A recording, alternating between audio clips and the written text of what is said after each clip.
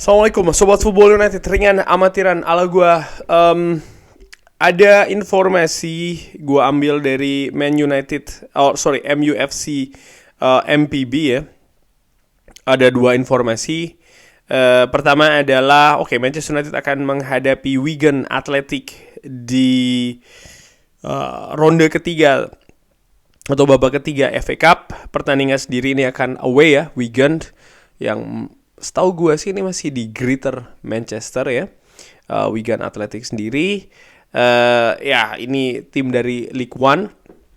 Menurut gue ini adalah kesempatan yang bagus nih bagi Erik ten Hag untuk menurunkan seorang Altay Bayindir, ya kan, kiper dari Turki yang disebut-sebut diplot sebagai kiper kedua, tapi banyak disebut oleh fans Manchester United melihat bagaimana penampilan ups and down dari seorang Andre Onana. Kenapa Altay Bayindir tidak diberi kesempatan? Ya, menurut gua, saringan amatiran, Altay Bayindir baru pertama kali bermain di luar Turki, bermain di Inggris, klub besar Manchester United, butuh jam terbang juga. Dan menurut gua, ketika mungkin jam terbang itu diberikan di kompetisi yang mungkin pressingnya tinggi ya kan, terlalu ketat juga, ada kekhawatiran ya kan, bagaimana penampilan dari Altay Bayindir nih kalau ternyata jeblok, maka kan akan justru lebih banyak lagi tekanan yang hinggap di penjaga gawang, terutama Altay Bayindir itu sendiri. Dan menurut gue kan ini tidak bagus. Nah,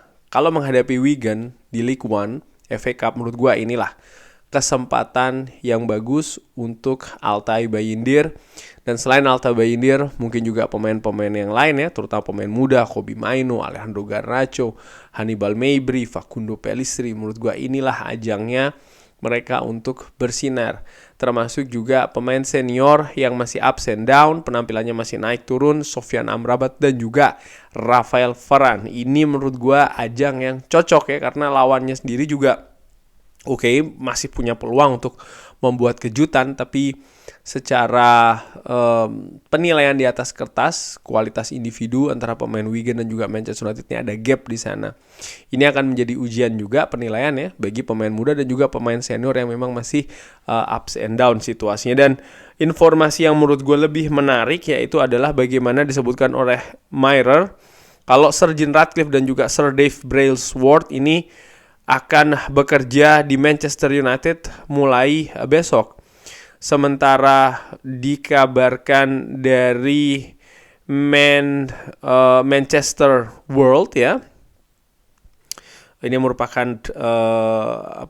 surat kabar lokal, disebutkan kalau Sir Jim Ratcliffe kepemilikan 25%-nya ini akan diumumkan pekan ini. Jadi antara dalam pekan inilah ya, antara pertandingan kemarin menghadapi Newcastle dan juga pertandingan selanjutnya di mana Manchester United ini kan akan menjamu Chelsea di laga selanjutnya. Dan pekan ini disebutkan akan diumumkan. Dan menurut gua apakah akan terjadi betulan? Well, mungkin masih 50-50 ya, karena sempat juga informasi ini disebutkan ketika break internasional kemarin ya kan, akan diumumkan tapi ternyata belum. Padahal menurut gue itu merupakan momentum yang pas. Kenapa kalau belum diumumkan? Menurut gue secara ringan amatiran ya, asumsi gue memang ada urusan administratif yang masih belum selesai nih. Dan semakin tertunda-tundanya pengumuman ini, semakin tertunda pula manajemen baru dari Manchester United ini akan masuk. Dimana dengan masuknya manajemen yang baru tersebut akan banyak posisi dan juga kebijakan yang baru yang muaranya bisa jadi ya, dan sangat besar kemungkinan, dan menurut gue sangat normal, akan terimplikasi di atas lapangan itu sendiri. Manchester United selama 1 tahun belakangan ini terlalu banyak simpang siur ketidakjelasan, dan ini memberikan situasi yang tidak nyaman bagi banyak komponen di klub itu sendiri, mulai dari eksekutif, manajemen, para direktur, sampai juga manajer menurut gue Erik ten Hag sendiri, dan juga tim kepelatihan Manchester United, sampai juga ke pemain. Kenapa?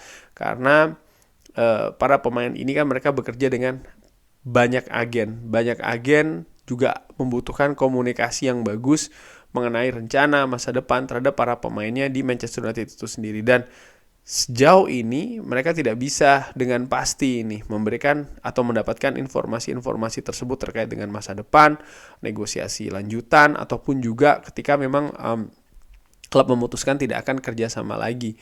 Karena manajemen Manchester United yang akan membuat keputusan akhir dari itu semua tidak jelas ya selama setahun belakangan ini. Nah, selama beberapa waktu terakhir ini kan ada perubahan yang terjadi. Yang paling besar tentu saja CEO dari Manchester United, Richard Arnold, sudah selesai diganti oleh yang interim. Tapi bagaimana dengan posisi-posisi lanjutan seperti kayak para direktur, Darren Fletcher, John Murtough, sampai juga dengan Erik ten Hag. Lalu kebijakan-kebijakan apa yang akan dibuat terkait dengan masuknya manajemen baru, posisi-posisi yang akan diisi, sporting director masih belum jelas siapa, CEO baru juga masih belum jelas siapa. Menurut gua ini harus segera diselesaikan, harus segera dipercepat supaya roda operasional Manchester United ya sehari-hari dan juga banyak hal yang terkait dengan keputusan-keputusan nanti pastinya akan ada terkait juga dengan penampilan di atas lapangan ini bisa jelas. Salah satu contoh yang gue ambil adalah Newcastle United, bagaimana proses mereka berlangsung dengan sangat mulus. Efeknya juga bisa terlihat ya saat ini. Dalam 2 musim terakhir ini mereka sangat solid, penampilannya juga meningkat cukup pesat dibandingkan dengan musim sebelumnya. Tapi di sisi lain, ketika hal ini terjadi dengan tidak pas ya, Chelsea ini salah satu contoh juga bagaimana pemilik baru dengan kebijakan yang baru dinilai tidak pas, tidak seperti sebelumnya. Bisa jadi memang akan ada adaptasi tentu saja dan ini bisa memakan waktu. Seperti yang terjadi di Chelsea, mereka juga mencoba banyak hal di sana, pelatih, pemain, tapi masih belum ada hasilnya. Tapi jangan lupa di segala situasi di sepak bola selalu ada yang namanya proses. Di Newcastle bisa pas hingga prosesnya cenderung lebih mulus dan juga cepat. Di Chelsea agak terhambat.